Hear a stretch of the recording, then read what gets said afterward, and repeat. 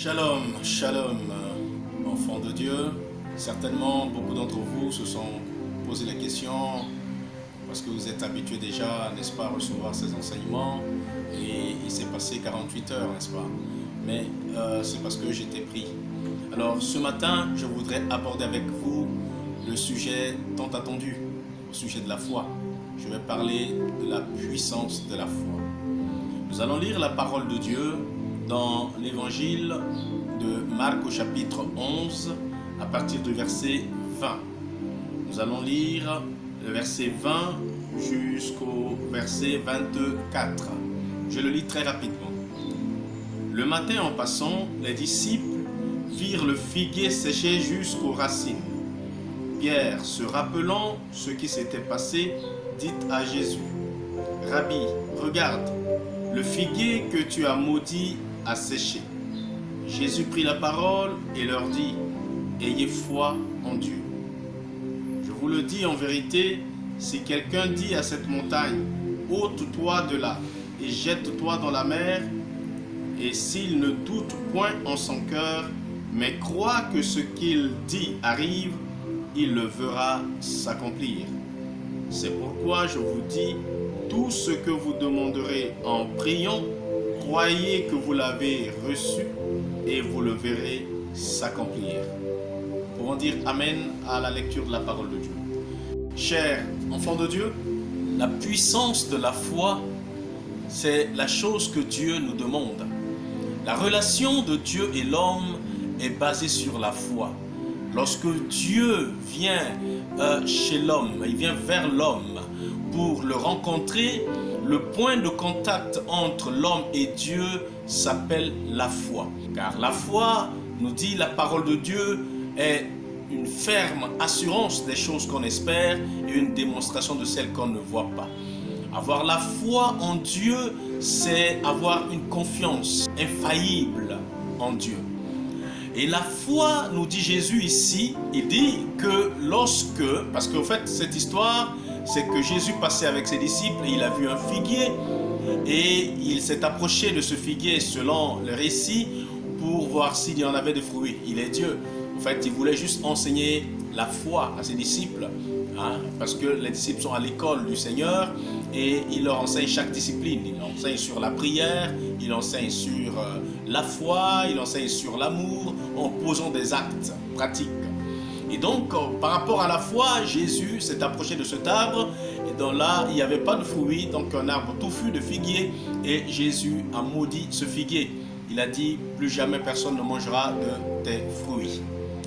Ainsi, Jésus est passé avec ses disciples et le lendemain, il les ramène par là, exprès, pour voir s'ils allaient constater ce qui s'est passé. Effectivement, arrivé au niveau de cet arbre, donc de ce figuier, à qui Jésus s'était adressé, ils ont remarqué que cet arbre était complètement desséché, jusqu'à la racine.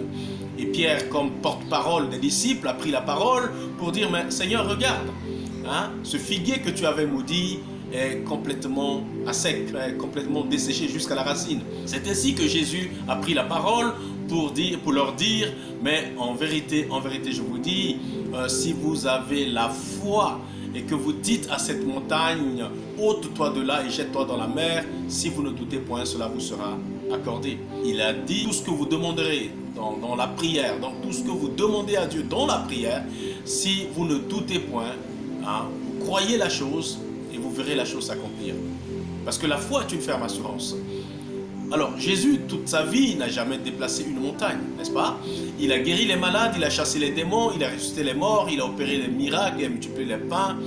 Mais c'est quoi la montagne dont il nous parle? Jésus nous a toujours parlé en parabole. Il nous parle toujours en donnant des symboles, des signes. Nous avons des montagnes de difficultés. Nous avons des montagnes de problèmes. Ça peut être des problèmes familiaux, ça peut être des problèmes conjugaux, ça peut être des problèmes financiers, ça peut être des problèmes sanitaires tels que nous sommes en train de vivre aujourd'hui avec coronavirus. C'est une montagne de problèmes, n'est-ce pas, qui est comme insurmontable parce qu'une haute montagne est difficile à grimper par l'homme, etc., à surmonter par l'homme.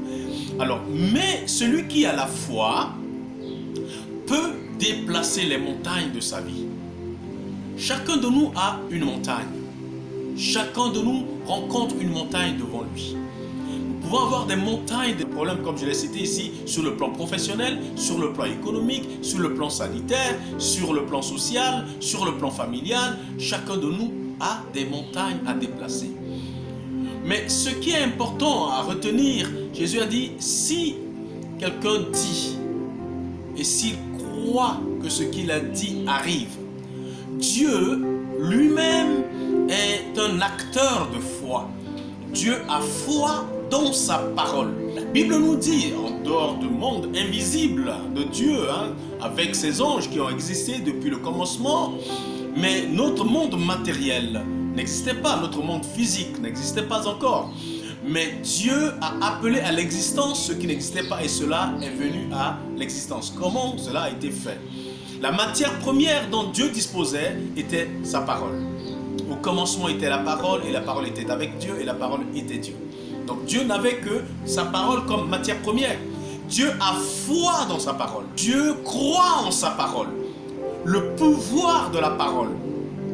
La foi réside entre l'harmonie qui est dans notre confiance, qui est dans notre cœur et ce que nous proclamons dans notre bouche. Il faut qu'il y ait une harmonie qui part de mon homme intérieur, de mon fort intérieur avec ce que je dis. Si je crois ce que je dis, je verrai la chose s'accomplir. Voilà ce que Jésus veut nous enseigner. La puissance de la foi est liée à la puissance de la croyance à la parole proclamée, à la parole prononcée. Si tu es enfant de Dieu, si tu crois en Dieu, tu dois savoir que Dieu est le consommateur de la foi. Dieu, quand il vient vers l'homme, il cherche d'abord à savoir si l'homme a en lui la foi. Parce que la foi est le seul point de contact entre Dieu et l'homme.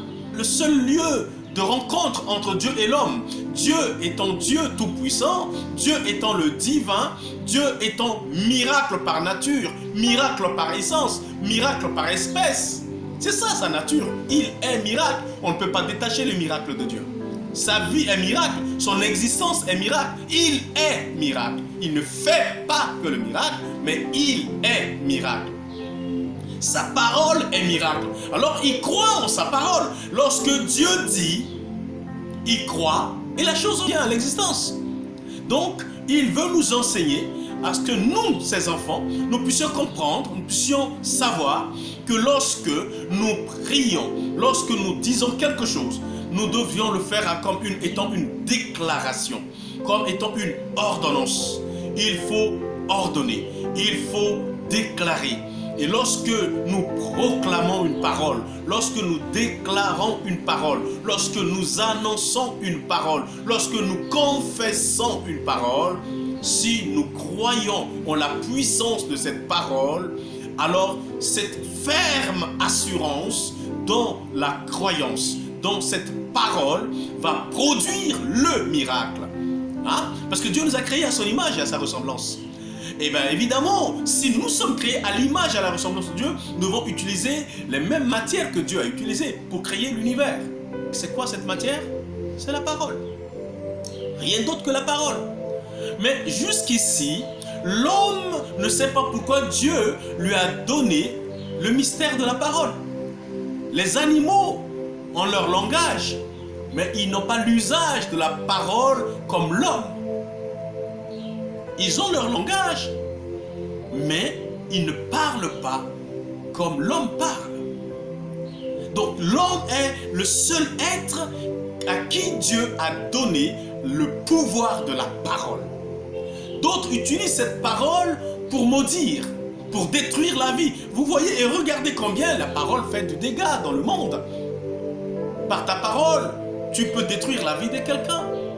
Une parole prononcée peut entraîner quelqu'un à la mort. Une simple parole dite. Parce que la parole est un pouvoir, la parole est une puissance. Oh, je suis rien. Mais tu resteras rien toute ta vie. Quand tu dis à tes enfants idiots, mais tu prononces une parole. Et tes enfants resteront idiots. Quand tu traites tes enfants d'imbéciles, mais ils resteront imbéciles. Parce que c'est un pouvoir, la parole. C'est pourquoi nous ne devons pas dire n'importe quoi. On dit, mais t'es fou. t'es folle. Hein? Mais toutes ces paroles que nous disons avec légèreté créent quelque chose. Une parole qui sort crée. Parce qu'il y a la puissance créatrice dans la parole. Il y a un pouvoir créateur dans la parole. Hein? C'est pourquoi Jésus nous dit qu'au jour du jugement, chacun rendra compte de toute parole vaine qu'il aura proférée. Dans les blagues, dans les plaisanteries, nous lâchons des paroles que nous ne mesurons pas les porter. Nous disons des paroles à nos épouses, nous disons des paroles à nos époux, nous disons des paroles à nos enfants, etc., à nos proches, à nos prochains, sans nous en rendre compte. Mais ces paroles créent des dégâts, parce que la parole est créatrice. C'est pourquoi Jésus voulait nous enseigner deux choses. La puissance de la foi liée à la puissance de la parole. Il dit, si quelqu'un dit à cette montagne, ôte-toi de là et jette dans la mer, s'il ne doute point. Dit, si quelqu'un dit, ça veut dire s'il ne doute point, la foi, la croyance. Entre dire et croire, les deux sont liés. Je crois en ce que je dis. Et si je crois en ce que je dis produit le miracle. Alors, ma question, c'est de savoir en quoi tu crois. Quand tu te lèves le matin, lorsque tu dis je, le je, tout ce que tu vas attacher derrière va te suivre. Je suis pauvre. La pauvreté va s'attacher à toi. Je vais mourir. La mort va s'attacher à toi. Je ne réussirai pas. L'échec va s'attacher à toi. Parce que lorsque tu dis le je, fais attention à ce qui va suivre. Ce que tu vas prononcer après va produire, n'est-ce pas? Parce que c'est pour cela que Dieu dit, son nom est je suis. Ils disent les Anglais, I am. Je suis, c'est-à-dire ce qu'il est. Et ce qu'il dit vient maintenant accomplir ce que lui, sa nature est et produit. Donc, enfant de Dieu, c'est une introduction, je voudrais juste un peu, parce que nous allons aborder au sujet de la foi, parler de la foi ces jours-ci, un peu pour amener les enfants de Dieu à comprendre l'importance de la foi, qui est une ferme assurance des choses qu'on espère, une démonstration de celles qu'on ne voit pas. Je ne vois pas Dieu, je crois en lui. Je veux une voiture, je n'ai pas vu, mais je prie, je demande une voiture, mais je fais comme si je possède déjà la voiture. Je veux une maison, je n'en ai pas encore, mais je prie et je crois que je possède déjà cette maison. Je suis malade, mais quand je prie pour ma guérison, je crois que je possède déjà cette santé. Je vis, je fais comme si je suis déjà guéri. C'est ça la foi. Une ferme assurance des choses qu'on espère, une démonstration de celles qu'on ne voit pas. Donc, enfant de Dieu, c'est une introduction, c'est un enseignement très riche, hein, n'est-ce pas? Alors, nous pouvons déplacer les montagnes. Les montagnes de nos difficultés, les montagnes de nos problèmes, problèmes économiques, problèmes conjugaux, problèmes familiaux, problèmes professionnels, autant de problèmes, problèmes sanitaires, nous pouvons les faire déplacer. Si nous croyons cela, si nous le proclamons, si nous le confessons avec une ferme assurance, nous verrons le miracle s'accomplir. Que le Seigneur vous bénisse et nous allons rester donc attachés à cet enseignement durant peut-être toute une semaine pour explorer, n'est-ce pas, ce mystère qu'est la foi dont l'auteur est Dieu lui-même et que Dieu a déposé en l'homme pour que l'homme puisse l'exprimer comme étant image et ressemblance du Dieu vivant. Amen. Que Dieu vous bénisse. On peut prier. Père, je prie pour tes enfants.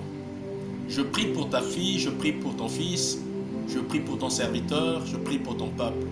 En ces temps difficiles que nous traversons, nous avons besoin de revenir aux fondamentaux. Et la foi est fondamentale. Sans la foi, il est impossible d'être agréable à Dieu. C'est par la foi que nous pouvons opérer des miracles. Sans la foi, on ne verra jamais nous ne verrons jamais un miracle s'accomplir dans notre vie. Mais la foi peut déplacer les montagnes de nos difficultés, de nos maladies, de nos problèmes, de tout genre que nous rencontrons au quotidien. Il n'y a que par la foi et par la puissance de la parole prononcée, annoncée, proclamée, confessée, que cela produira le miracle dans nos vies. Sois béni, Seigneur, bénis ton peuple dans le nom de Jésus-Christ. Nous disons Amen 3 fois. Amen. Amen. Amen. C'était votre humble serviteur, l'apôtre Théodore Capou. Je vous donne rendez-vous pour demain matin. Au revoir. Shalom.